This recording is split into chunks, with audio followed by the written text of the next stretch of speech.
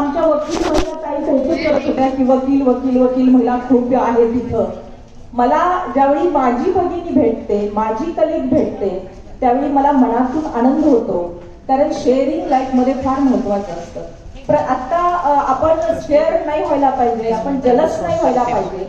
मी तर नेहमी असं म्हणते की आपल्यामध्ये जर सगळ्यात बिग लॅक्युना काय असेल तर आपल्याकडे ऍप्रिसिएशन ही जी क्वालिटी असते ती कंपॅरेटिव्हली आपल्याकडे कमी असते. म्हणजे पुरुषांकडे झालं की छान हॅलो नमस्कार वा किती छान वा काय आजकाल चांगली स्टोव टाकली वगैरे वगैरे सुरू असतं त्यांचं. आता तुम्ही ठाण्याच्या आत म्हणजे सोबत बऱ्याच जण, परंतु आपल्यामध्ये असं होतं का? आपल्यामध्ये असं होत नाही. वाटतं आपल्याला ती चांगलं बोलते, वाटतं आपल्याला ती सुंदर दिसते, वाटतं आपल्याला तिची साडी छान आहे, जाऊ दे तिकडेच काय तिला आपण काय कमी का?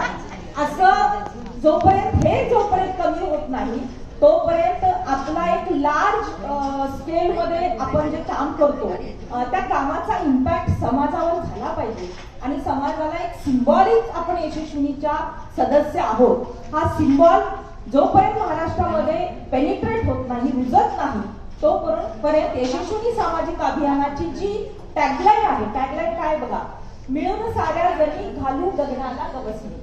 मी तर आनंदाने इथे सांगते की ठाण्यातल्या आमच्या ज्या यशस्विनी आहेत त्या बऱ्यापैकी गगनाला गवसणे घालणाऱ्याच आहेत.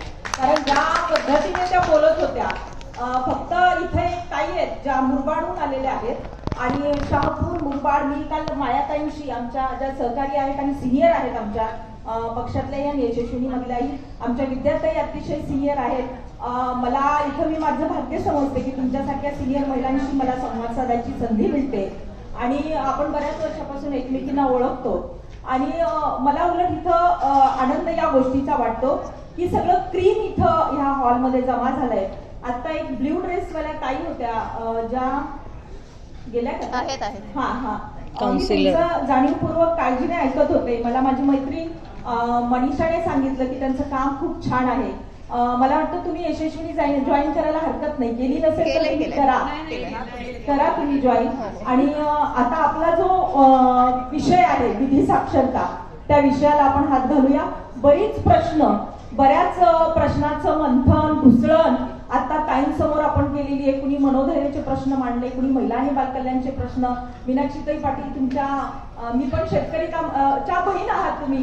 मी पण शेतकरी कामगार पक्षाच्या एका हार्डकोर 50 वर्षापासून काम करणाऱ्या वकिलाची मुलगी आहे, ज्यांना पाहिलं म्हणते असं म्हणलं जातं. आणि तुमच्या मीनाक्षीताई पाटील असतील, जयंत पाटील असतील, एम डी पाटील असतील, उद्धवराव पाटील असतील, अजून तुमचे सगळेजण जे कुणी आहेत शेतकरी कामगार पक्षाची, ती सगळी मंडळी मी लहानपणापासून माझ्या घरी पाहते. त्यामध्ये मीनाक्षीताई पाटील पण आहेत, जयश्री पाटील तुम्हाला माहिती असतील, भारती पाटील माहिती असतील.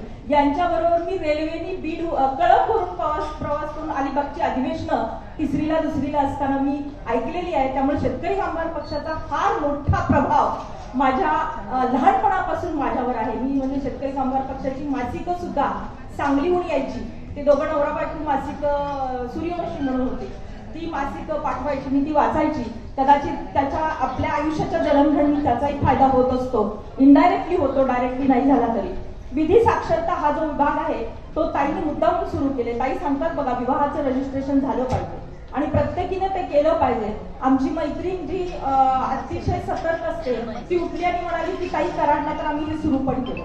मी असं म्हणेल की यशस्विनी सामाजिक अभियानाने हे टास्क जर हाती घेतलं आणि प्रत्येक जिल्ह्यामध्ये टेबल लावून, आपण आग्रह जिल्ह्यात वकील असायला का करतो तर ह्या सगळ्या कामाला तुम्हाला हेल्प मिळावी.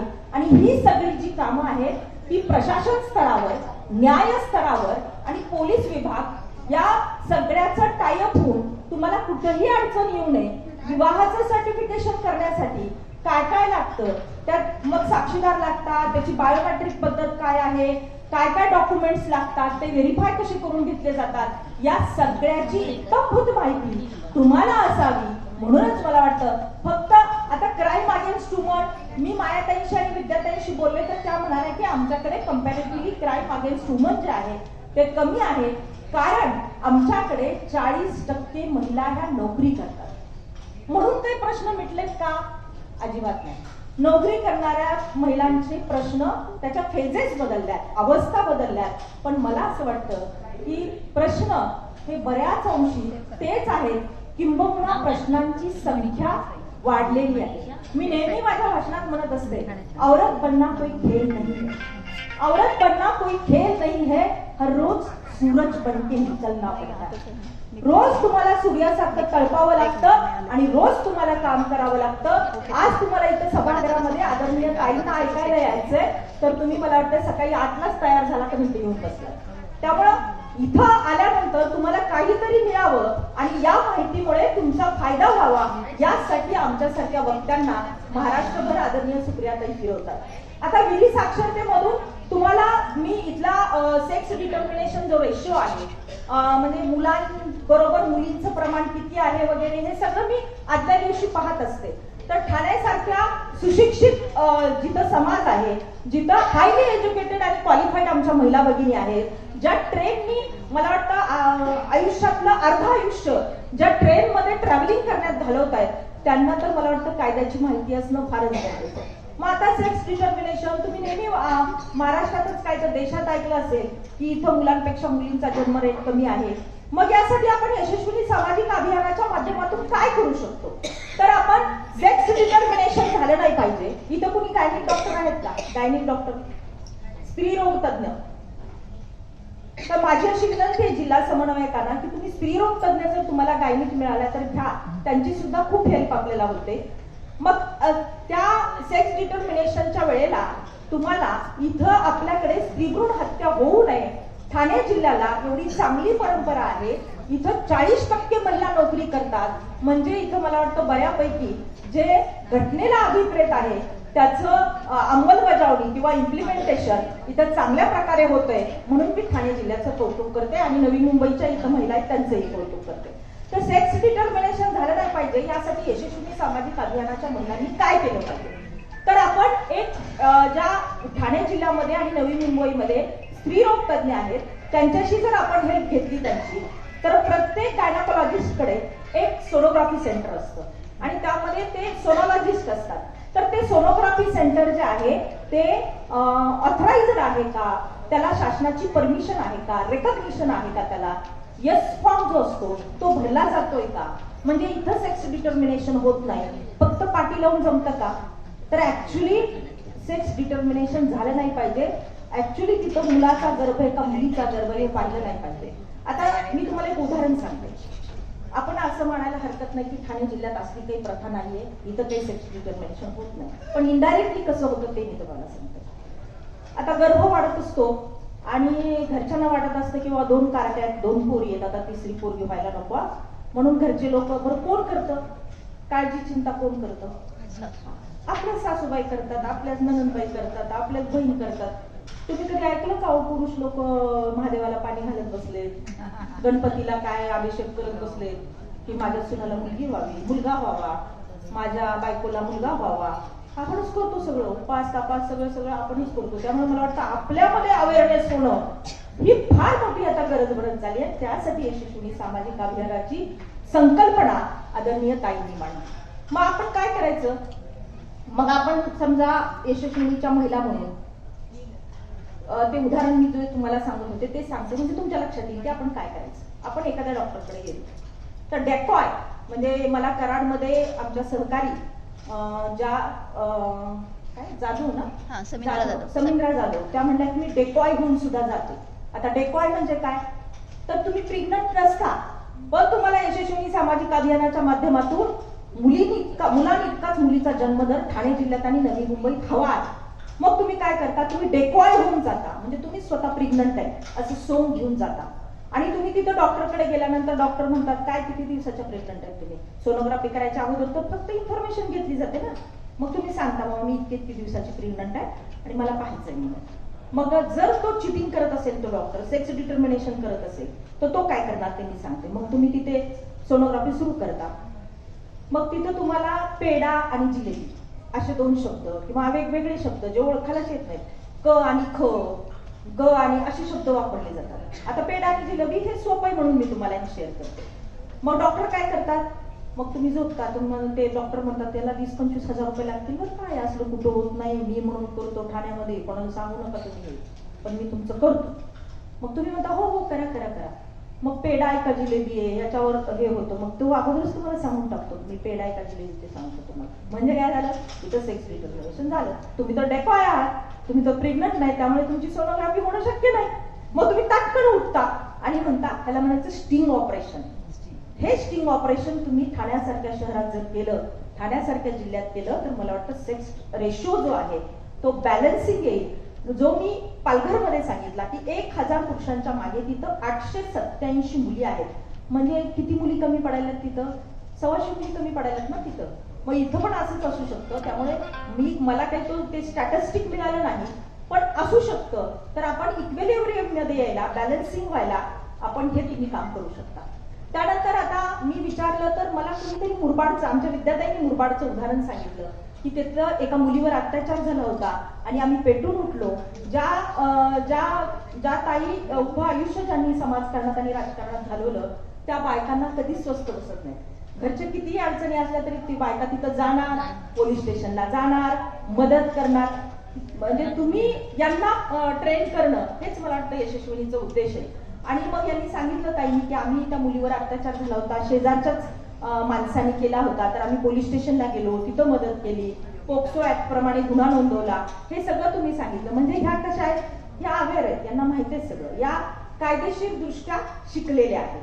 परंतु तुम्हाला सगळ्यांना हे माहिती पाहिजे की जर एखाद्या मुलीवर अशा अत्याचार आणि अन्यायाची वेळ आली, तिच्यावर जर लैंगिक अत्याचार एखादा नराधम 25-30 वर्षाच्या 3 वर्षाच्या पोरीवर करत असेल तर आपण काय केलं पाहिजे, याची ही माहिती एक तोंड ओळख प्रायमा फेसी. जसं फर्स्ट मेडिकल एड बॉक्स असतो, म्हणजे डॉक्टरांकडे जायच्या अगोदर आपण ॲस्प्रिनची गोळी खातो किंवा काय आपण कुठल्या कॅप्सूल खातो, तसंच हे आहे.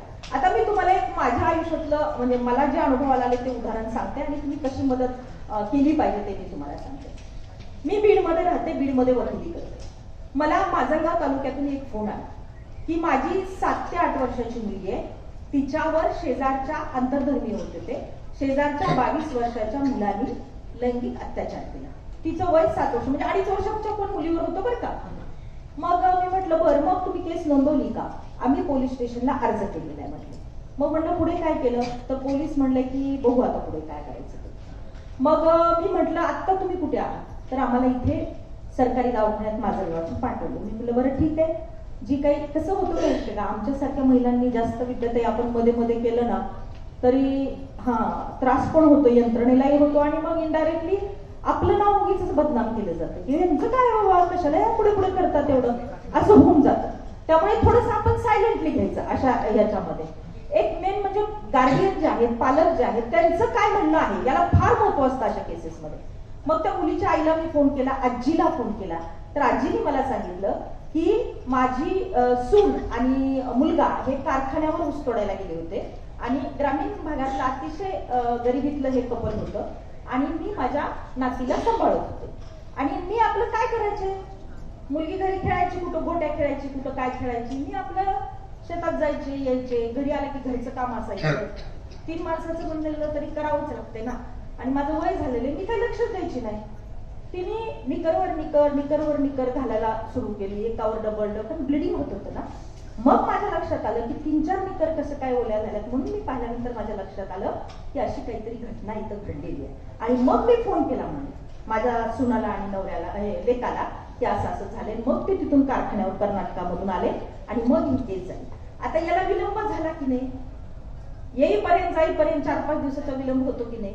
मग जर यशस्विनी सामाजिक अभियानाच्या महिला तिथं काम करत असतील तर त्या काय करणार, काही असू दे, आई वडील पुन्हा येतील, अगोदर फिर्याद देऊ आजीबाई आपण, चला बरं अगोदर फिर्याद देऊ. याच्याने काही इफेक्ट होत नाही कायद्याच्या दृष्टीने जर बघायला गेलं तर. परंतु DNA टेस्ट असतात, CA सॅम्पल्स द्यावे लागतात, बिर्याचं सॅम्पल असतं त्याचं, अंगावर ज्या निकर असतात त्या निकर बदलायच्या नसतात, धुवायच्या नसतात, ह्या सगळ्या अडचणी असतात. कधी कधी प्रत्येक आरोपी काहीतरी पुरावा सोडून जात असतो. कधी कधी सर्कमटन्शियल एव्हिडन्स मिळतो, म्हणजे इथं जर अत्याचार झाला असेल तर त्याचं घड्याळ पडलेलं असतं तो, किंवा त्याचा मोबाईल कधी कधी विसरून तो भीतीने निघून जातो कधी कधी, किंवा केस जे असतात ते सुद्धा आपण बघा, आपण किती उभारलो ना, एका दुसरा केस आपला कळ पडतो आणि त्यामध्ये सुद्धा DNA टेस्ट मध्ये ते आयडेंटिफाय होतं की हे याचंच आहे. म्हणजे सर्कमटन्शियल परिस्थितीजन्य पुराव्यावरनं पण आपल्याला आरोपी शोधता येतो. प्रत्येक वेळेला DNA टेस्टच करावी लागते, CA सॅम्पलच घ्यावं लागतं असं नाही, लक्षात पण येतं कधी कधी. आणि आता तर पोक्सो ऍक्ट म्हणजे बाल लैंगिक अत्याचार प्रतिबंधक कायदा असेल किंवा 376 ABCDEFG ही जी पोटकलम झालेली आहे त्यामध्ये इतकं मोठं आता दुरुस्त्या झालेल्या आहेत की प्रत्येक वेळेला लैंगिक संभोगच यावा असं कायद्याला अभिप्रेत नाही. आता साधं म्हणजे पुरुषाचा आणि स्त्रीचा वरून जरी संपर्क आला आणि ती जागा जरी फक्त तिथं जरी हे केलं तरी सुद्धा तो अत्याचार मानावा असं कायदा गृहीत धरतो. आणि मग मी म्हटलं की ठीक आहे, मग आता काय करायचं त्याला. तर मग फिर्याद दिली आहे का, तर त्या म्हटल्या की हो आम्ही आता आलोय 4-5 दिवसांनी तिथं फिर्याद. म्हणजे हरकत नाही, काही हरकत नाही, तुम्ही सप्लिमेंटरी स्टेटमेंट जर दिलं किंवा 4-5 दिवस का विलंब लागला तर बाबा असं होतं, मी कारखान्यावर होते, मला काही माहिती नव्हतं, आईच फिर्याद देते ना अशा घटनांमध्ये. मग हे सगळं झालं. त्या मुलीचा प्रचंड रक्तस्राव होत होता म्हणून तिला बीडच्या सरकारी दवाखान्यामध्ये आणलं. मग आता आपल्याला राहत नाही विद्यार्थी, आपण लगेच उठून पळतो, भेटायला जावं वाटतं आपल्याला, आपण ताई मागच्या बसलेल्या आहेत, आपण लगेच उठतो आणि जातो. मी तिथं अक्षरशः हादरून गेले. त्या मुलीची जी लघवीची जागा होती तिचं ऑपरेशन झालं होतं आणि त्या मुलीनी माझ्या हातात हात धरला आणि मला रडत रडत तिने असं सांगितलं की मला लघवीला किंवा नॅचरल कोर्स जो असतो ते करायला सुद्धा अडचण येते, मला होत नाही येते. इतका दुर्गामी परिणाम या अत्याचारामध्ये होत असतो. आपण फक्त बलात्कार, या बलात्काराची म्हणजे काय थट्टा या महाराष्ट्रामध्ये आणि देशामध्ये चाललीये.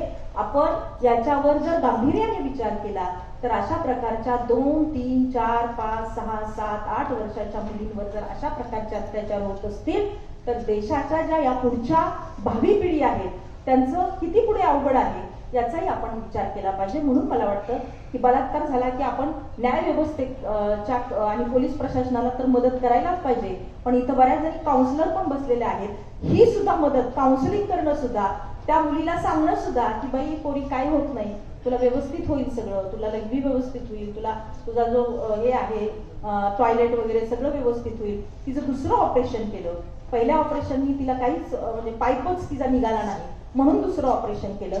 सांगण्याचा उद्देश, त्याला फाशीची शिक्षा झाली हे पण मी तुम्हाला आनंदाने सांगते. त्याला फाशीची शिक्षा झाली, सेकंड कोर्टात झाली, त्यानंतर सेकंड अपील होतं त्याचं, हायकोर्टात जातं, त्यानंतर ते सुप्रीम कोर्टात जातं, सुप्रीम कोर्टानंतर मर्सी पिटिशन असतं, राष्ट्रपतीकडे दया याचिका असते आणि राष्ट्रपतीची दया याचिका जर पेंडिंग पडली तर इंटरनॅशनल ट्रायब्युनल्स असतात, आंतरराष्ट्रीय लवाद असतात, तिकडं पण ते प्रकरण जातं. आमच्या ह्या पाटील ताईंना चांगलं माहिती असेल. मग बायकांना असं वाटतं की इतकं सगळं असताना सुद्धा इतकी वर्ष न्याय कसा मिळत नाही. तर कायद्याला अभिप्रेत असं आहे की 100 गुन्हेगार सुटले तरी चालतील पण एक निष्पाप माणूस कायद्याच्या ह्याच्यात अडकला नाही पाहिजे, हे असतं आणि त्यामुळे या सगळ्या प्रोसेसला विलंब लागतो. आता तुमचं काय यशस्वी सामाजिक अभियानाच्या महिला म्हणून यामध्ये सुद्धा तुम्ही अवेअरनेस केला पाहिजे.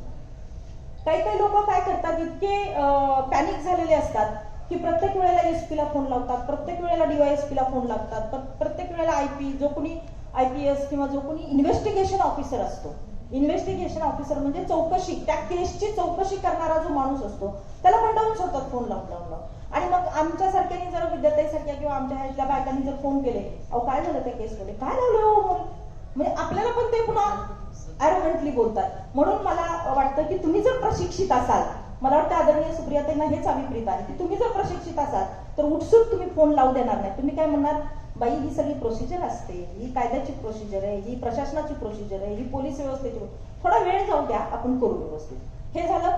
आता ठाण्यामध्ये नोकरी करणाऱ्या महिला आहेत त्यामुळे नोकरी करणाऱ्या महिलांविषयी बोलणं क्रमप्राप्त आहे. इथं ठाण्यामध्ये इंडस्ट्रियल एरिया जास्त आहे, इथं कंपनीज जास्त आहेत, त्याच्यावर बोलणं क्रमप्राप्त आहे.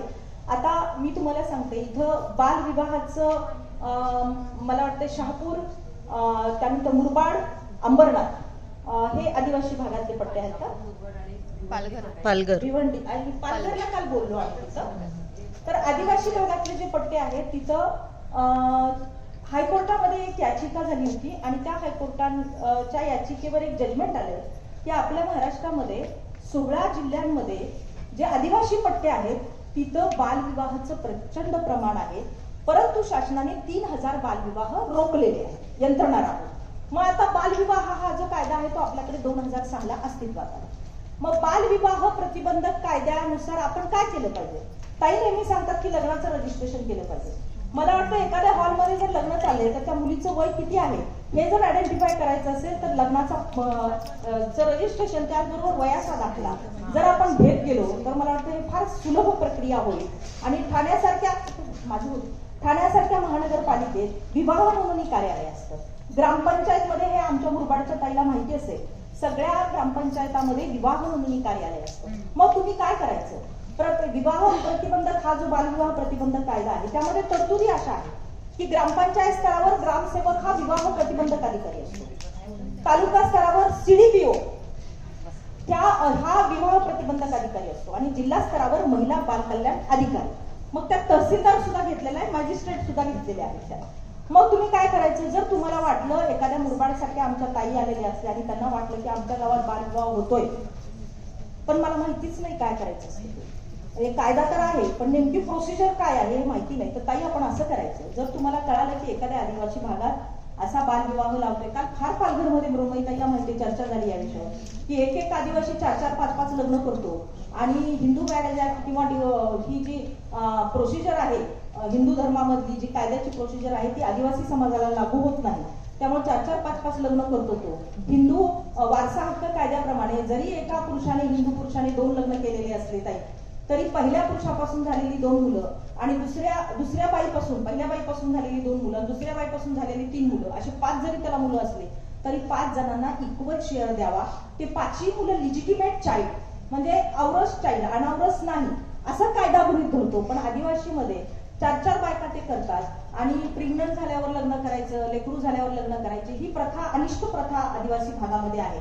आणि त्यामुळे मला वाटतं ही सगळी जी एक डॉक्टर गायनिक होत्या माहीमच्या, त्या म्हणाल्या की वर्षभरातून आमच्याकडे 4-5 तरी मुली अशा येतात की ज्या 14, 12, 13च्या असतात आणि ज्यांना ऑलरेडी त्या 7-8 महिन्याच्या प्रेग्नंट असतात किंवा त्यांना मुलं झालेली असतात परंतु त्यांचं लग्न लागलेलं असतं. आणि कधी कधी मग काय होतं, पहिल्याचे मूल पुन्हा ते दुसरं लग्न करतो, पुन्हा दुसऱ्याचं मूल, पुन्हा तिसरं लग्न करतो, तिसऱ्याचं मूल, चौथं लग्न करतो, म्हणजे यामध्ये कायद्यांनी कुठंच त्यांना सपोर्ट नाही. तर यासाठी सुद्धा यशस्वी सामाजिक अभियानाच्या महिला म्हणून आता जे ताईंचा ड्राफ्ट मागवला मृण्मयीताईकडे, तसं तुम्ही काही ड्राफ्टिंग करू शकता. काही महिला आदिवासी विभागात काम करतात, काही महिला बालविवाह रोखण्यासाठी काम करतात, काही महिला कुपोषण रोखण्यासाठी काम करतात. बालविवाह हे सगळ्यात मोठं बिग कारण आहे की ज्यामुळे कुपोषण वाढतं, आई कुपोषित होते, माता मृत्यू दर वाढतो आणि बाल मृत्यू दर सुद्धा वाढतो. म्हणजे हे सगळं इन्क्रीज व्हायला कारणीभूत बालविवाह हा मोठ्या प्रमाणावर आहे. कारण मेडिकली आपण म्हणतो 18 वर्ष वयाचा आणि 21 वर्ष पुरुषांचं. आता केंद्र सरकार असं म्हणते की आपण 21 वयापर्यंत नेऊया आहे, परंतु माझं असं मत आहे की मेडिकल टर्मिनॉलॉजीनुसार 19 वर्ष हे मेडिकली फिट आहे, तिचं स्वतःचं जे उंब आहे, युट्रस आहे, ते मूल जन्माला घालण्यासाठी ते तयार आहे. आणि म्हणून मला वाटतं 19-20 वर्ष हे अतिशय परफेक्ट 20 वर्ष आहे की जे मुलीच्या लग्नाला अतिशय मेडिकली योग्य वय आहे. मग आता हे बालविवाह रोखण्यासाठी हे करू शकता तुम्ही आदिवासी भागातले आहात, तुम्हाला तिथल्या ज्या अनिष्ट रूढी परंपरा आहेत, जात पंचायती आहेत का तुमच्यामध्ये? सामाजिक बहिष्कार करतात का लोक? जात पंचायती अंतर्गत म्हणजे जात पंचायतीच ठरवतात. तुमच्याकडे बहुतांशी केसेस कोर्टात येतच नाही, बरोबर आहे ना? गावातले लोक पोलीस पाटील बसतात, सरपंच बसतात, पंचायतीचे अध्यक्ष असतात, तेच जज असल्यासारखे वाटतात, बरोबर आहे ना? हा, ते पंच म्हणजे 5 गावचे 5 पंच येतात आणि तेच निर्णय घेतात. म्हणजे अगदी काही कायद्याचे रक्षक हेच असल्यासारखे निर्णय घेतात आणि त्यामध्ये मेजॉरिटी आमच्या मुलीवर आणि महिलांवरच अत्याचार होतात. महिला आणि मुलींनाच न्याय मिळत नाही, तिथंच इनजस्टिस होतो. म्हणून अशा जात पंचायतीवर सुद्धा यशस्वी सामाजिक अभियानाच्या माध्यमातून एक सामाजिक उत्क्रांती म्हणून तुम्ही बहिष्कार टाकला पाहिजे. सामाजिक या बहिष्काराचा कायदा आहे, परंतु त्याचं इम्प्लिमेंटेशन होणं हे सुद्धा गरजेचं आहे. आता आदिवासी समाजासाठी दुसरा एक पेसा कायदा आहे जो मी काल तिथं सांगितला. तुमचा मी थोडक्यात हे आवडते कारण तुमच्याकडे नोकरी करणाऱ्या तर ते पेसा कायदा काय आहे? तर पेसा कायद्याची अंमलबजावणी याच्यासाठी आहे की प्रत्येक आदिवासीला त्याची जमीन अधिग्रहण करायची की नाही. म्हणजे इथून जर मेट्रो चाललेली असेल मुरबाड मधून आणि तुम्हाला नको असेल तर तुम्ही शासनाला अर्ज करू शकता की आम्हाला नाही पाहिजे मेट्रो, जंगल तोड नाही व्हायला पाहिजे, वन संरक्षण असलं पाहिजे, प्राण्यांचं संरक्षण असलं पाहिजे, महिला सुरक्षित राहिल्या पाहिजे. यासाठी प्रत्येक ग्रामपंचायत स्तरावर ग्रामसेवकाने पेसा कायद्यामध्ये काय काय तरतुदी आहेत त्या वाचून दाखवल्या पाहिजे. आपल्याकडे 1994ला पेसा कायदा आला आणि सरकारने त्याच्यामध्ये एवढ्या दुरुस्त्या केल्या आहेत तर त्याचं सगळं वाचन झालं पाहिजे. ग्रामसेवकाने ग्रामपंचायत स्तरावर पेसा कायद्याचं ग्रामसभेत वाचन केलं पाहिजे. पेसा समिती ही कंपल्सरी स्थापित केली पाहिजे. 50% त्या समितीमध्ये महिला असल्या. हे बाइंडिंग आहे पेसा कायद्याला, हे बाइंडिंग आहे. त्या पेसा कायद्यामध्ये बालविवाह तर रोखलेच पाहिजे, महिलांचं सक्षमीकरण ही झालं पाहिजे, त्याचबरोबर कुपोषण रोखलं पाहिजे, बाल मृत्यू दर रोखलं पाहिजे आणि सगळ्यात जिव्हाळ्याचा आणि महिलांना त्रासदायक असा जो दारूचा प्रश्न आहे त्या दारूबंदीसाठी सुद्धा पेसा कायद्यामध्ये तरतुदी आहेत.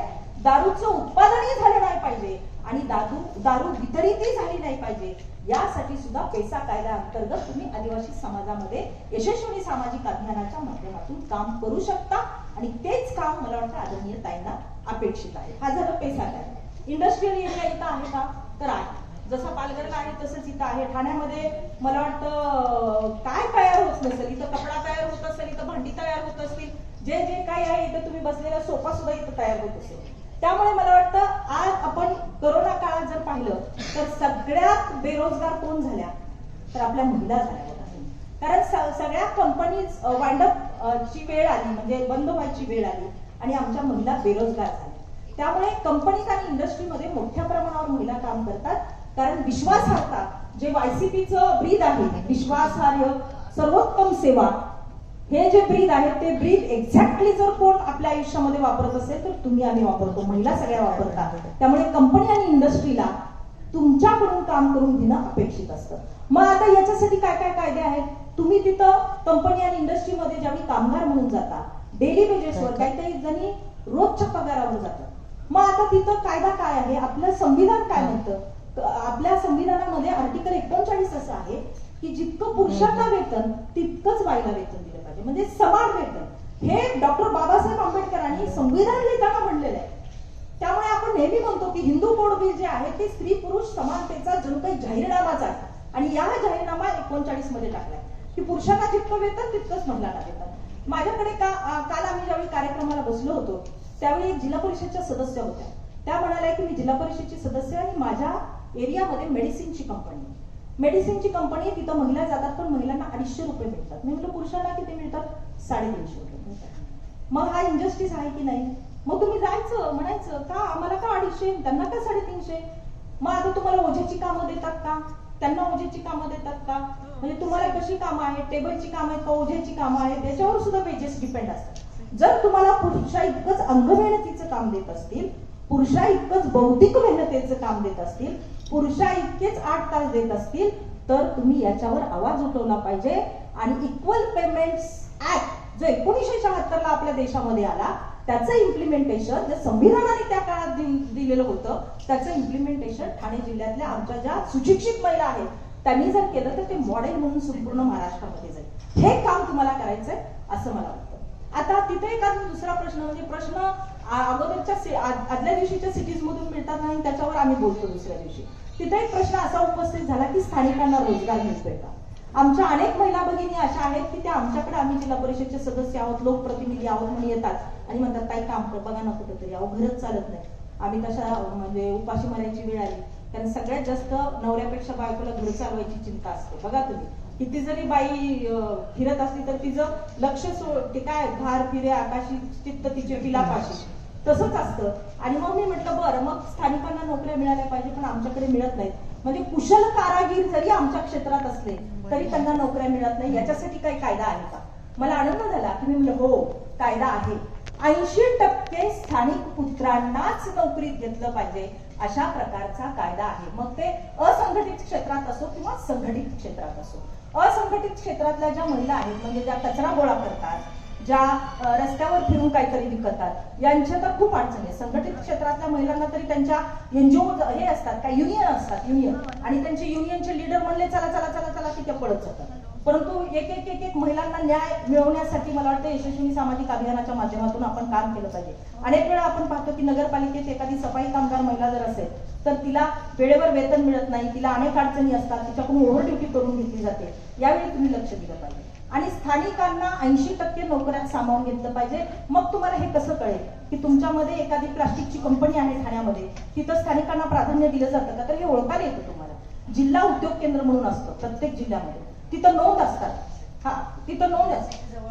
बरं, तिथं नोंद, या ताई म्हणतात की इथं जवळच ऑफिस आहे, तर तिथं नोंदी असतात जिल्हा उद्योग केंद्रामध्ये की इथं स्थानिकांना किती नोकऱ्या प्राधान्य दिलेलं आहे, इथं महिलांना किती प्राधान्य दिलेलं आहे. त्याच्यावर मॉनिटरिंग तुम्ही करू शकता.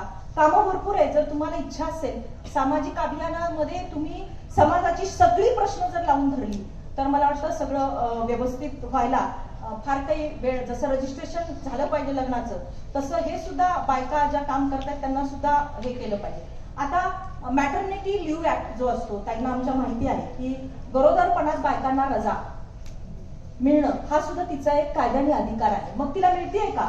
तिच्याकडून ओव्हरटाईम करून घेतलं जातंय का? तिला जर दुसऱ्या तिसऱ्या महिन्यालाच आता 1 किंवा 2 बच्चू असंच निघालेलं आहे आता, आणि थोडंसं वय झाल्यानंतर लग्न व्हायला, त्यामुळे आफ्टर प्रेग्नन्सी, पोस्ट प्रेग्नन्सी सुद्धा खूप प्रॉब्लेम येतात.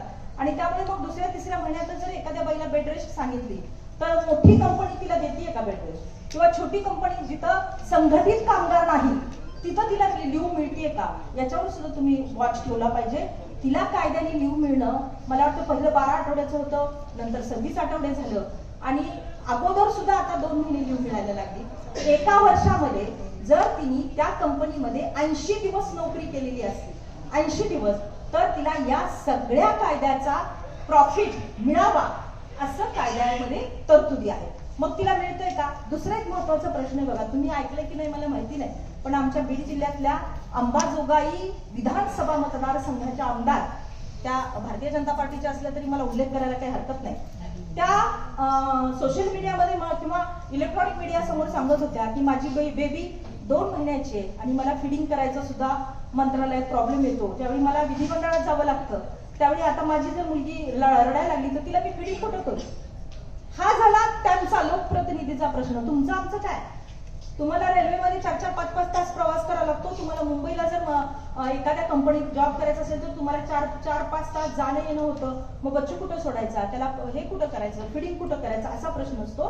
तर एक कायदा आहे की जर कंपनीमध्ये 50 पेक्षा जास्त जर महिला असतील, इंडस्ट्रीमध्ये, सरकारी आस्थापनामध्ये, प्रायव्हेट आस्थापनामध्ये जर 50 पेक्षा जास्त महिला असतील तर त्या महिलांना पाळणा घर देणं हे कायद्याने कंपल्शन मॅन्डेटरी केलेलं आहे. मग हे पाळणा घर आहे का नाही हे सुद्धा पाहणं तुमचं काम आहे. म्हणजे आम्ही कोर्टात सुद्धा म्हणतो की क्लार्क ज्या महिला आहेत ताई, त्या सकाळी 10ला येतात आणि संध्याकाळी 6:30ला जातात. त्यांचे तर काय हाल आहे, 2 वाजता त्या 2ला आमचं रेसिस असतं, त्या निघतात, येईपर्यंत कधी 3 वाजता कळत नाही. आणि मग जेव्हा लोक ओरडतात की तुम्ही डायसवर येत आणि एवढा वेळ कसा लागला, त्यांना सांगता येत नाही की साहेब माझं लेकरू 2 महिन्याचं आहे, मला त्याला फिडिंग करायला जायचं होतं. म्हणजे यासाठी मला वाटतं क्रश असणं, पाळणागृह असणं हे सुद्धा कायद्याने बाइंडिंग आहे. ठाण्यासारख्या एवढ्या मोठ्या शहरामध्ये तुम्ही याच्यावर आवाज उठवला पाहिजे आणि यशस्वी सामाजिक अभियानाला हे चालू केलं आहे. जसं मुंबईला राईट टू पी ही मुवमेंट चालली, म्हणजे माहितीये का राईट टू पी ही मुवमेंट कोणाला माहितीये? तर ही जी मुवमेंट चालली तसंच राईट टू काय क्रश, पाळणाघर हे सगळं सुद्धा चाललं पाहिजे. राईट टू पी जर कोणाला लक्षात नाही आलं तर नॅचरल कॉलचा जो अधिकार आहे, आता इथं आपण पटकन जाऊ शकतो कारण इथं टिपटॉप मध्ये आहे. पण आता तुम्ही जर कुठे रस्त्यावर फिरायला लागल्या आणि मार्केटमध्ये गेला आणि तुम्हाला जर अचानक नॅचरल कॉल लागला आणि तुम्हाला सुधरत नाही, आता हे म्हणजे युट्रोसवर त्याचं बर्डन येतंय, ब्लॅडरवर काही पुरुषांना पण त्याचं प्रेशर येतं, तर अशा वेळेला काही जणांना किडनी स्टोनचे पण आजार होतात, काही आजार होतात. म्हणून राईट टू पी म्हणजे आम्हाला हे जे नॅचरल कॉल आहे ते करायचा अधिकार आहे, पण ते स्वच्छतागृह सुद्धा स्वच्छ असले पाहिजे. मग तुम्ही काय करू शकता? ठाणे जिल्ह्यामध्ये स्वच्छतागृह आहेत की नाही, तिथं व्यवस्थित सगळं चालू आहे की नाही, स्वच्छ आहेत की नाही, आमच्या नोकरी करणाऱ्या महिलांना काय अडचणी आहेत याच्यावर तुम्ही काम करू शकता. नोकरी करणाऱ्या महिला बसमध्ये प्रवेश करतात, बॉम्बे काय तुमचं बेस्ट आहे ना, तुमचं ठाण्याचं वेगळे काय पीएमसी मध्ये तुम्ही प्रवास करता, रेल्वेमध्ये प्रवास करता, तर त्यावेळी कधी कधी प्रत्येकीच्या आयुष्यामध्ये प्रसंग आलेलाच असतो. एखादा पुरुष तुम्ही चढत असताना मागून चढतो, मग तुमच्या नाही तिथं भागाला हात लावत असतो, तुम्हाला ते सांगता येत नाही, बोलता येत नाही, फक्त तुम्ही त्याच्याकडे डोळे मोठे करून बघता. याच्या व्यतिरिक्त तुम्हाला काहीच करता येत नाही. तुम्हाला असं वाटतं नको बाबा मी सांगितलं तर माझीच बदनामी होईल आणि लोक म्हणतील नाही हीच बाई आगाव आहे. असं खूप आपल्या बाबतीत होतं. त्यामुळे मग जर एखाद्या एसटीत किंवा रेल्वेमध्ये तुम्हाला असा प्रसंग आला तर तुम्ही लाईट, कधी कधी नाईट ट्रॅव्हलिंग मध्ये लाईट बंद असतात, अशा वेळेला सुद्धा मागून पाय मारणं वगैरे सीटवरून असे प्रसंग प्रत्येकाच्या आयुष्यात येतात. ज्या बसमध्ये रेल्वेमध्ये प्रवास करतात म्हणजे कुणी नाकारूच शकत नाही याला. लहानपणापासून जर तुम्ही स्टँड पाहिला तर कधीतरी तुम्हाला असे प्रसंग मागून हात लावलेला वगैरे येतात. तर अशा वेळेला तुम्ही कंडक्टरला सांगू शकता आणि कंडक्टरने जवळच्या पोलीस स्टेशनला याची वर्दी देणं हे कायद्याने बंधनकारक आहे. मी माझ्या मैत्रिणीचा एक फोन आला की मी मुंबईहून येतेय आणि मला तो माणूस सातत्याने डिवचतोय. मला काय ते कसल्या फिल्म त्या काय म्हणायचं त्या पोर्न फिल्म मला मुद्दामून असा धरतोय माझ्या शेजारी, मुद्दामून असा लावतोय, असा नेकेड पोर्न फिल्म लावतोय. मग मी काय करू? मी म्हणलं बाई तुझ्यामध्ये डेअरिंग आहे का बघ, असली डेअरिंग तर तू करू शकतेस. ती म्हणजे वाय डेअरिंग, 1 तास झाले म्हणजे मी आता बेअर करते त्याचं, कशामुळे दाखवतो तुम्हाला पोर्न फिल्म? मग मी म्हणलं ती म्हणजे काय करायचं फक्त सांगा, तुम्ही वकील आहेत ना सांगा. बरं ठीक आहे सांगते, तू एकच काम कर, त्या कंडक्टरला सांग आणि पोलीस स्टेशनला गाडी ने. ती म्हणली बरं. तुम्हाला म्हणजे आश्चर्य वाटेल की त्या कंडक्टरनी पोलीस स्टेशनला गाडी नेली, कायदे सगळे तुमच्या बाजूने, फक्त त्याचं इम्प्लिमेंटेशन तुम्ही कसं करून घेता हे. आणि पोलीस स्टेशनला गाडी नेली आणि त्या मुलीचा मला फोन आला की मॅडम आता नेली पोलीस स्टेशनला, म्हणजे फिर्याद दे ना, तो तुला पोर्नोग्राफी दाखवते म्हणून. मग तिने फिर्याद दिली. मग आयटीचं शिक्षण लागतं का? इन्फॉर्मेशन टेक्नॉलॉजी ऍक्टचं तर लागतं.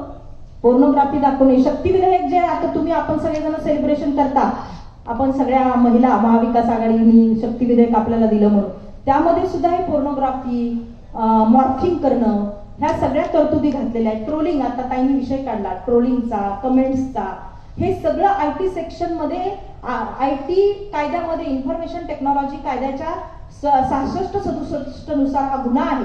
तरी सुद्धा शक्ती विधेयकामध्ये त्यामध्ये तरतुदी केल्या की इमिजिएट न्याय महिलांना मिळावा. आणि ट्रोलिंग, मॉर्फिंग, कमेंट्स याच्यावर अजून आपण बघतो इथं काही मुली पण बसलेल्या आहेत. ज्यावेळी मुली सोशल मीडियाचा वापर करतात, प्रोफाईल टाकायची असते, त्यावेळी मुली कोणाचा प्रोफाईल टाकतात? आलिया भट्टचा टाकतात. बरोबर आहे ना? स्वतःचा हाईड करून ठेवतात, नको बाबा माझा जर प्रोफाईल टाकला तर पुढे मला काहीतरी अडचण येईल. मग हे नसायला पाहिजे. तुमचं व्यक्ती स्वातंत्र्य आहे, तुम्हाला प्रेझेंट किंवा एक्सप्रेस व्हायचा अधिकार आहे, एक्सपोज व्हायचा अधिकार आहे चांगल्या दृष्टीने, तर ते तुम्ही केलं पाहिजे. हे इन्फॉर्मेशन टेक्नॉलॉजी ऍक्टला अभिप्रेत आहे. त्यामुळे जर तुमच्या फोटोची छेडछाड झाली, त्याला म्हणायचं मॉर्फिंग झाली, तर मॉर्फिंगच्या विरोधात सुद्धा तुम्ही कोर्टामध्ये न्याय मागू शकता. पोलीस स्टेशनमध्ये, प्रत्येक पोलीस स्टेशनला जिल्हा स्तरावर सायबर सेल असतो. त्या सायबर सेलमध्ये जाऊन तुम्ही तक्रारी करू शकता. त्याची फॉरेन्सिक लॅब फॉरेनला आहे, त्यामुळे उशीर लागतो. परंतु समोरचा जो आरोपी आहे त्याचं कितीही फेक अकाउंट असलं तरी ते फेक अकाउंट सर्च होतं, आयडेंटिफाय होतं. फक्त त्याला आपण संयम, कायद्यामध्ये संयमाला फार महत्व, म्हणजे लगेच आज आज आज आज आज आज नाही. आज आता तुम्ही बघा, गरम गरम चहा लगेच प्यायला की पोळतो की नाही? चहा थोडासा मीडियम थंड होऊ द्यावा लागतो, तशीच ही प्रोसिजर आहे.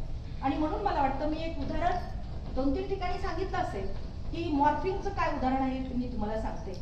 आपल्याकडे मी आवर्जून ठाण्यामध्ये बोलायचं ठरवलं होतं की ज्या वेबसाईट्स असतात, मॅट्रिमोनियल वेबसाईट्स, आणि NIR म्हणजे बाहेरच्या देशातून येणारी लोक आपल्या देशातल्या मुलींशी लग्न करतात आणि मुली वेबसाईटला भाळून जातात. जे मॅट्रिमोनियल वेबसाईट्स असतात त्याला भाळून जातात मुली की नाही खूपच चांगलं स्थळ आहे, चमक धमक छान आहे आणि मुलगा फॉरेनला, त्याला एवढ्याचं पॅकेज आहे आणि त्याच्याशी लग्न लावायला हरकत नाही. ऑनलाईन लग्न लावतात, तो ऑनलाईन लग्न लावतात. माझ्याकडे एक प्रकरण आलेलं मी तुम्हाला सांगते, मी नाव सांगत नाही.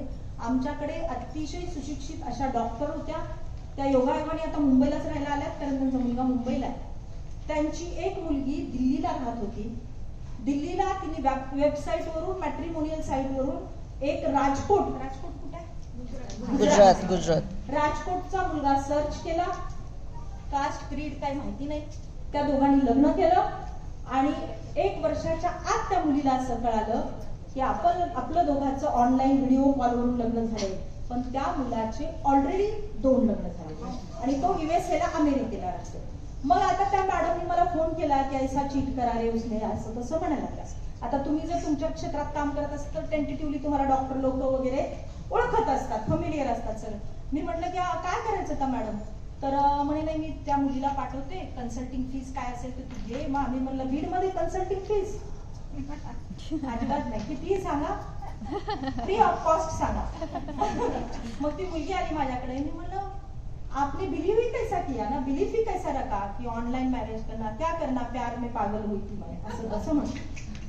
हे सिरियस आहे, हे हसण्यासारखं नाही, हे सिरियस नोटवर घ्या.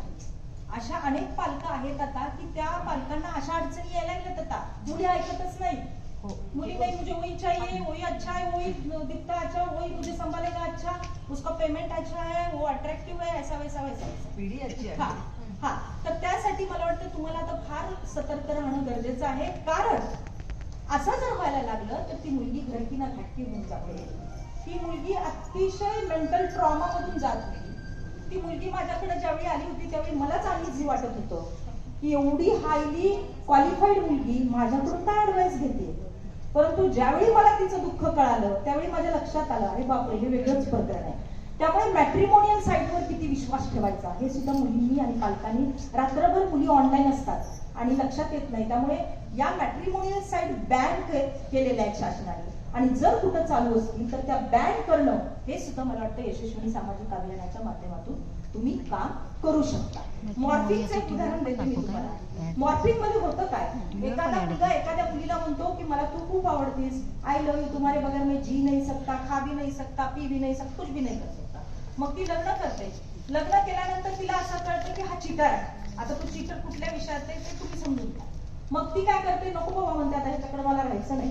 हे मुलींना खूप फेस करावं लागतं. मग राहायचं नाही, मग डिवोर्स डिवोर्स डिवोर्स फार व्हायला लागले. डिवोर्स त्याला कारणच आहे, तो सगळं फेक चालू आहे आणि त्यामुळे डिवोर्सची संख्या प्रचंड वाढते. आणि याच्यावर जर आपल्याला काम करायचं असेल तर ह्या बेसिक ह्याच्यात आपल्याला गेलं पाहिजे की का डिवोर्स होत आहे याच्यावर आपण लक्ष दिलं पाहिजे. आता तुम्ही पाहिलं ठाण्याचा जर तुम्ही ग्राफ काढला ना तर तिथं लग्नापेक्षा डिवोर्स जास्त झालेली दिसते. हे मी जबाबदारीने सांगते बरं का. आमच्या ग्रामीण भागात तर चित्रच वेगळे, दिसण्यावरनं डिवोर्स, तुला स्वयंपाक नीट करता येत नाही म्हणून डिवोर्स, तू कामाच्या वेळेला झोपली म्हणून डिवोर्स. कशावर नाही डिवोर्स आहे, आता तुमचे वेगवेगळे प्रॉब्लेम्स असतील. पण मग अशा वेळेला आता ते मॉर्फिंगचं जे मी तुम्हाला सांगत होते, मॉर्फिंग मध्ये होतं काय, ती मुलगी निघून येते पण त्या मुलाकडे तिचे काही फोटोज असतात, कपल फोटोज असतात, काहीतरी असतं. मग तो त्याचा मिसयूज करतो आणि तिचा चेहरा वापरून खाली नेकेड फोटो वगैरे टाकतो आणि सोशल मीडियाला पब्लिश करतो आणि धमक्या देतो की मी तुझे सोशल मीडियावर फोटो व्हायरल करत, तू मेरी नाही तो किसी की नाही. त्याच्यात सुद्धा 10 बारा असतात पण तो तसं म्हणतो. आणि मग त्यामुळे मग ती घाबरून जाते, कोणाला सांगावं कोणाला नाही सांगावं, आई वडिलांनाही सांगावं की नाही, असा प्रश्न. खूप फोन येतात, तो तुमच्या ठाण्यामधून येतात, पुण्यामधून येतात, खूप फोन येतात की ताई आता ते सोशल मीडियामुळे सोपं झालंय सगळं, फेसबुकवरून वगैरे की असा असा प्रॉब्लेम आहे, तो खूपच आम्हाला हे करतोय. एका मुलीवर त्यांनी अतिप्रसंग केला आणि त्याचं व्हिडिओ रेकॉर्ड केलं आणि तो म्हणला की तू जर आता हे केस केली पोलिसात तर मी तुझा व्हिडिओ व्हायरल करेन. मग यासाठी सुद्धा तुम्ही काम करणं मला वाटतं फार गरजेचं आहे. आणि तुम्ही योगायोगाने सुशिक्षित आहात, शिकलेले आहात आणि याच्यावर जर तुम्ही काम केलं तर मला वाटतं बरेच विवाह जे खोटे आहेत, फेक आहेत, त्याच्यापासून मुक्ती मिळेल. आणि जे डिवोर्स होत आहेत भरपूर, आता डिवोर्स ऍक्ट काय आहे हे बऱ्यापैकी आता बऱ्याच जणींना माहिती झाले. एकल महिलांची संख्या महाराष्ट्रात खूप वाढली. कोरोनामध्ये सुद्धा अनेक महिला विधवा झाल्या, त्यांची मुलं, त्यांचं पुढं काय काय योजना वगैरे आता तुम्हाला बऱ्यापैकी माहिती आहे. डिवोर्स ऍक्ट मध्ये मी जास्त जात नाही, वेळ कमी आहे. परंतु मग असं केल्यानंतर काय कायदा, तर त्याच्यासाठी सुद्धा इन्फॉर्मेशन टेक्नॉलॉजी ऍक्ट मध्ये कायदा आहे. त्याच्यासाठी सुद्धा सेक्शन 67 किंवा 66 खाली तुम्ही तक्रार करू शकता. त्याचा फायदा तुम्ही घ्या, अशा प्रकारची मी तुम्हाला विनंती करते. आता त्याच्यानंतर आपण झाले हे तुमचे सगळे प्रश्न सॉल्व्ह. आपण आता लास्ट सेक्शन कडे येऊया. बऱ्याच जणी आपण महिला ज्या आहेत त्या नोकरी करणाऱ्या आहेत, कमवत्या आहेत, एकेकीला लाख लाख रुपये, कारण पर्स मोठ्या मोठ्या आहेत ना. छोटी पर्स मला दिसलीच नाही कोणाची आहे का कोणाची? ठाणे म्हणल्यावर काय पैसे बहुत बढिया, आपके तो बहुत पैसे होंगे इसमें. त्यामुळे आता झालंय काय की बायकाही स्वतःच्या पायावर उभ्या आहेत. बायका नाही वाटायला लागले अरे आम्ही 1 लाख रुपये कमवतो आणि आम्हाला आमचा अधिकार आहे. आणि ज्यावेळी आर्थिक सुबत्ता म्हणजे त्यांचा जो आर्थिक साक्षरता हा विषय आहे ज्यावेळी आर्थिक सुबत्ता बाईला येते त्यावेळी ती बाई थोडी इंडिपेंडंट व्हायला लागते. म्हणजे ती ठरवते मला काय घ्यायचं ते 10,000ची वस्तू घ्यायची का 12, कारण माझ्याजवळ पैसेच ना, हे सगळं होतं. परंतु जो मालमत्ता वितरणाचा कायदा आहे, म्हणजे प्रॉपर्टी अलिएनेशनचा, इथं ज्या आमच्या महिला वकील भगिनी आहेत त्यांना माहिती असेल, हिंदू सक्सेशन ऍक्ट, हिंदू वारसा कायदा, जो आपल्याकडे जसं ताई सांगतात 1919लाच शाहू महाराजांनी विवाहाच्या ह्याच्यात काय हे डोमेस्टिक व्हायलन्स आणला होता आणि आता 2005ला तो आला. मला वाटतं हे जे सगळे थोर पुरुष आहेत, राजाराम मोहन राय असतील, शाहू महाराज असतील, फुले असतील, छत्रपती शिवाजी महाराज असतील, त्यांचं जर तुम्ही पाहिलं ना त्यावेळेसचेच हे कायदे फक्त मॉडिफाय केलेले. सगळे कायदे जुने आहेत. IPC जो आहे भारतीय दंड संहिता, तुम्ही बघा 1860ला काही काही कायदे झालेले, त्याचं फक्त आता मॉडिफिकेशन अमेंडमेंट्स केलेले आहेत. आणि या अमेंडमेंट्स ज्या केलेल्या आहेत त्या तुम्हाला फास्ट न्याय मिळावा, फास्ट ट्रॅक कोर्ट वगैरे तुम्ही ऐकता ना, फास्ट न्याय मिळावा एवढंच त्याच्या मागे आहे. जसं शक्ती विधेयकामध्ये 21 दिवसाच्या आत चार्जशीट फाईल होऊन तुमचं ट्रायल लागलं पाहिजे, जे पूर्वी 90 दिवसाचं लिमिटेशन होतं ते एकदम 21 दिवसावर करून ठेवले. म्हणून शक्ती विधेयकाला म्हणतोय. शक्ती विधेयक नेमकं आहे काय हे सुद्धा तुम्ही वाचलं पाहिजे. फक्त टाइम जो पिरियड आहे तो टाइम बाउंड पिरियड केलेला आहे, म्हणजे एक वेळ घालून दिली, त्या वेळेतच कोर्टाने न्याय दिला पाहिजे, म्हणजे बायकांना जलद न्याय मिळेल असं आहे. काल मला एक जण म्हणलं की विशाखा गाईडलाईन काय होत आहे. विशाखा गाईडलाईन कोणाला माहितीये का? आता तुम्ही इथं ठाण्यामध्ये राहता, कोणालाच माहिती नाही, म्हणजे सरप्राईज आहे. माहिती असलं पाहिजे, कारण तुम्ही बऱ्याच जणी नोकरी करता, बऱ्याच जणी इंडस्ट्रीमध्ये काम करतात, बऱ्याच जणी असंघटित क्षेत्रात काम करतात. तर जर तुम्ही एखाद्या शासकीय किंवा निमशासकीय किंवा खाजगी आस्थापनामध्ये काम करत असाल तर एक कायदा झालेला आहे आणि 2013ला सुप्रीम कोर्टाने मार्गदर्शक तत्व म्हणजे मॅन्डेटरी प्रिन्सिपल्स घालून दिलेले आहेत, गाईडलाईन दिलेले आहेत. काय दिलेलं आहे तर राजस्थानमध्ये गौरी देवी नावाची एक पत्रकार होती, ती ताईंना लक्षात आलं, ती बालविवाहाच्या विरोधात काम करत होती की बालविवाह झाले नाही पाहिजे. राजस्थानला फार मोठे बालविवाह ते झाले नाही पाहिजे म्हणून ती काम करत होती. अतिशय वृक्ष क्षेत्रात ती काम करत होती. एक बालविवाह रोखण्यासाठी ती एका गावात गेली तर तिच्यावर ब्रुटल असा गँगरेप झाला, तिच्यावर सामूहिक बलात्कार झाला. मग हे सुप्रीम कोर्टाला वाटायला लागलं, ज्यावेळी तिने पिटिशन केलं त्यावेळी सुप्रीम कोर्टाला असं वाटायला लागलं की एवढ्या मोठ्या जर्नलिस्ट क्षेत्रामध्ये एवढी मोठी पत्रकार आहे जी सोशल रिफॉर्म देते समाजाला, शासनाला, तिच्यावर जर अशा प्रकारचे बलात्कार होत असतील तर आपण गांभीर्याने याचा विचार केला पाहिजे. आणि म्हणून विशाखा गाईडलाईन हे आपल्या देशामध्ये 2013ला झाले. आता विशाखा गाईडलाईन नुसार काय अपेक्षित आहे तर सुप्रीम कोर्ट काय म्हणतं, प्रत्येक आस्थापनामध्ये जिथं 10 पेक्षा जास्त महिला काम करत असतील तिथं एक इंटरनल कमिटी स्थापन करावी, जेणेकरून तिथं ज्या महिला काम करतात, मुली काम करतात, त्यांना कायद्याने सुरक्षा मिळेल. आता ती इंटरनल कमिटी काय काम करणार, तिथं ज्या सिनियर महिला आहेत कर्मचारी म्हणून किंवा बॉस म्हणून त्या अध्यक्ष असाव्या, 50% त्या कमिटीवर महिला असाव्या, 1-2 ज्या MSW सारख्या आमच्या महिला आहेत ज्या काउन्सिलिंगचं काम करतात त्या महिला तिथं घ्याव्या, असं कायद्याला अभिप्रेत आहे. मग आता समजा तुमच्या ठाण्यामध्ये एक कंपनी आहे आणि त्या कंपनीच्या ब्रांचेस महाराष्ट्रभर आहेत, तर महाराष्ट्रभर त्या कंपनीने वेगवेगळ्या त्यांच्या जिथं ब्रांच आहेत तिथं इंटरनल कमिटी केल्या पाहिजे. मग यशस्वी सामाजिक अभियानातून तुम्ही काय करू शकता तर अशा इंटरनल कमिटी आहेत की नाही, कुठंच नाही.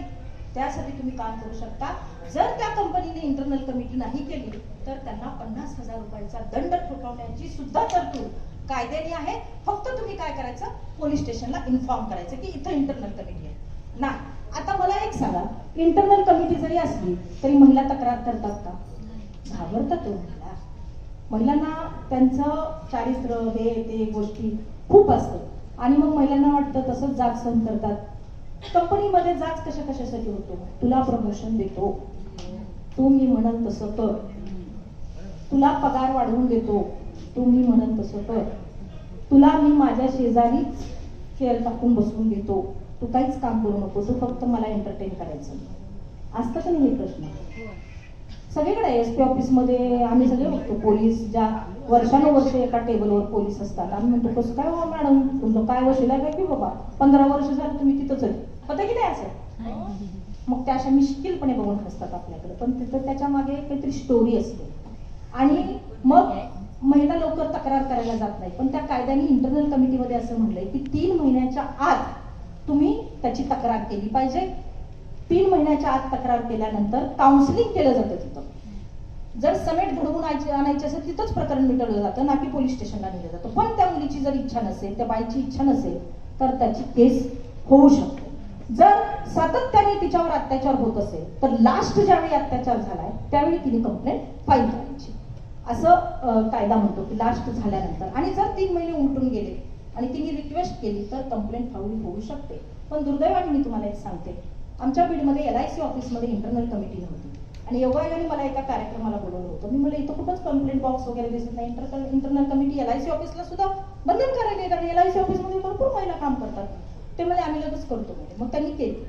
योगायोगाने मी 3 वर्षांनी तिथं गेले तर तो कंप्लेंट बॉक्स एम्प्टी होता, एक पण तक्रार आली नव्हती. म्हणजे ते होतच नाही का?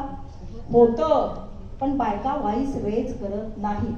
तो व्हॉइस रेज करण्यासाठी त्यांना तेवढं फ्रीडम मिळावं, त्यांना सुरक्षितता कायद्याने मिळावी, यासाठी आदरणीय सुप्रियाताईंनी यशस्वी सामाजिक अभियानामध्ये विधी साक्षरता हा विभाग टाकला.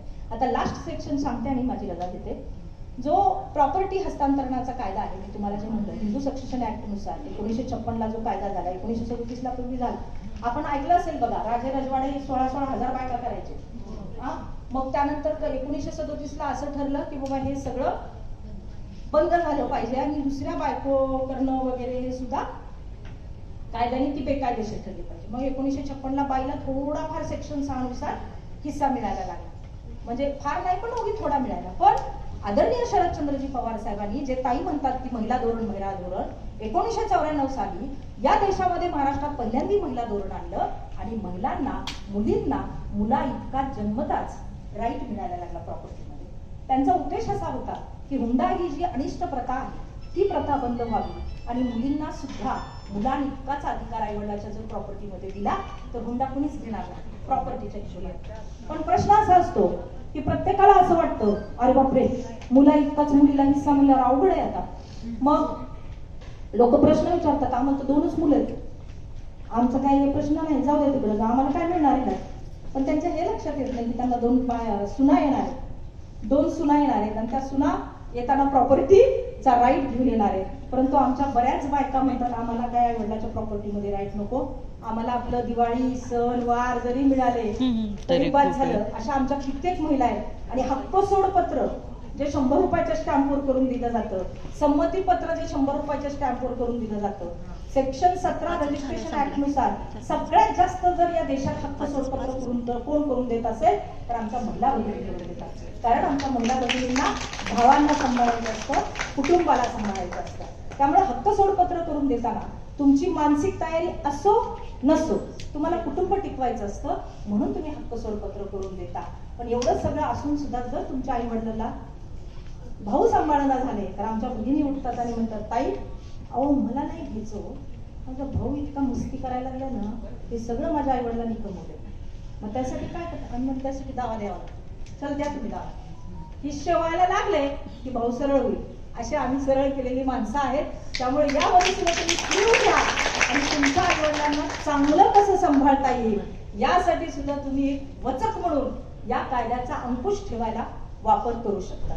आता मी मृत्यूपत्राने आपल्या ह्याचा शेवट करते. मृत्यूपत्र हे का महत्वाचं आहे, आदरणीय ताईंनी त्याचा पालघरमध्ये विशेषताने उल्लेख केला की मृत्यूपत्र फार गरजेचं आहे. मी अनेक उदाहरणं सांगत असते, ते रिपीट करत नाही मी, पण कराडचंच मी उदाहरण घेते.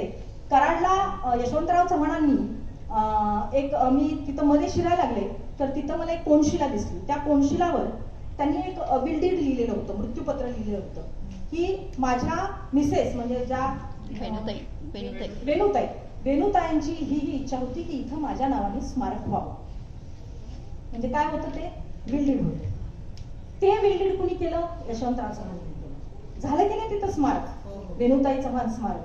म्हणजे तुम्ही जे विल डीड करता, तुम्ही जे मृत्यूपत्र करता त्याला इतकं कायद्याने महत्व आहे. मी हे कशासाठी सांगते, आता घटस्फोटित स्त्रियांची संख्या वाढतीये, आता एकल महिला पालकांची संख्या वाढतीये, आता एकट्या महिलांची संख्या वाढतीये, आता लग्न न करणाऱ्या मुलींची संख्या दिवसागणिक वाढते. लग्न व्हॉट इज दिस असं म्हणणाऱ्या मुलींची संख्या वाढती. आता म्हणजे आपल्याला फार जुन्या विचाराच्या असं म्हणून हिनवलं जातं की नाही ताई? आता मुली हिनवतात आताच्या जनरेशनच्या, कारण त्यांना करिअर करायचंय, पैसा कमवायचा, फास्ट काहीतरी त्यांना करायचंय. त्यामुळे त्या ज्या प्रॉपर्टी कमवतात त्या प्रॉपर्टीला लिगसी असावी काहीतरी, आणि या लिगसीसाठी त्यांनी मृत्यूपत्र करणं, आज करा, उद्या करा, परवा करा, ज्यावेळी वाटेल त्यावेळी करा, पण मृत्यूपत्र करणं हे कायद्याने बंधनकारक आहे. त्याचं एकच उदाहरण सांगते आणि माझी रजा घेते. जर एखादी मुलगी असेल, तिचं लग्नच झालेलं नसेल आणि ती मुलगी एखाद्या ठाण्याच्या मोठ्या कंपनीत काम करते, अगदी CEO म्हणून काम करते असं गृहीत धरा, आणि तिला लाखोनी पेमेंट आहे, काय करणार आहे होती त्या लाखो पेमेंटचं? एकटीच ती मुलगी करून करून एकावर एक तर साड्या नाही, एकावर एक तर ड्रेस नाही घालणार ती, एका वेळेला एक ड्रेस घालणार ना. मग एवढं तिला 10-10 लाखाचं जर उत्पन्न असेल तर ती काय करेल? प्रॉपर्टी कमवेल, कुठेतरी काहीतरी करून ठेवेल, कुठेतरी तारांकित हॉटेल घेऊन ठेवेल. मग हे सगळं घेऊन ठेवल्यानंतर त्याचा पुन्हा कुणाला वारसा, म्हणजे हेअरशिपने, ते सक्सेशनने, वारसाने ते कोणाला जाणार? तर तुम्ही काय गृहीत धरता? एकटीच आहे ती, जाईल कुणाला तरी, म्हणजे आई वडिलांना वगैरे जाईल. आता ह्यात सुदैवाने असे की तिने लग्न नाही केलं त्यामुळे तिचे वारस हेच. पण जर लग्न केलेलं असेल आणि ती एकटीच राहत असेल तर मग वारस कोण? तर तुम्ही काय म्हणणार? आई वडीलच.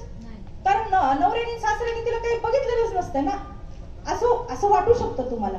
त्यामुळे जर तिने लग्न केलेलं असेल, लग्न नाही केलेलं असेल तर मग फारच छान. लग्न केलेलं असेल पण तिचा सासऱ्याशी काही संबंध नसला तरी सुद्धा कोर्टात ते येऊ शकतात आणि आम्हीच वारस आहेत म्हणून भांडू शकतात. हिंदू सक्सेशन ऍक्टचं कलम 8 आणि 10 असं म्हणतं की अगोदर तिचे सासरचे लोकच हेअरशिप मध्ये येऊ शकतात, वारस होऊ शकतात, म्हणजे काय क्लास 1 हेअर होऊ शकतात, क्लास 2 हेअर हे इकडचे असतात माहेरचे. त्यामुळे मृत्यूपत्र करणं फार गरजेचं आहे. आणि या सगळ्या गोष्टीचा अभ्यास करून तुम्ही तुमच्या स्थानिक लेवलला याच्यावर काम करणं हे यशस्वी आम्ही करतो. थँक्यू. एवढा वेळ सांगितल्याबद्दल.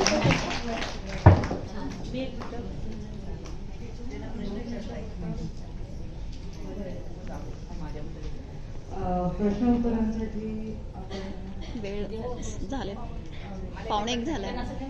माझ्याबद्दल विचारायचं आपण गाडी चालेल. बरं, 1-2 मिनिटासाठी फक्त मी हेमाताईंचे पुन्हा एकदा आभार मानते. बऱ्याच जणांची माझी ओळख नसेल तर मी फक्त तेवढी ओळख करून देते. माझं नाव मृण्मयी कोळपे आहे. मी राज्य महिला समन्वयक, यशवंतराव चव्हाण प्रतिष्ठान,